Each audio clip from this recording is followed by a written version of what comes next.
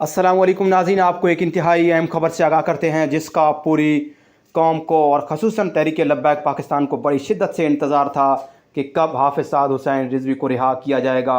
اطلاعات یہی موصول ہو رہی ہیں مستند ذرائع سے کہ آج رات حافظ سعد حسین رضوی کو رہا کر دیا جائے گا۔ اگر آج رہا نہ ہوئے تو کل رات تک انشاءاللہ حافظ سعد حسین رضوی کو رہا کر دیا جائے گا، اور امیر تحریک لبیک پاکستان حافظ سعد حسین رضوی آ کر دھرنے کے شرکاء سے خطاب کریں گے وزیر آباد پہنچ کر۔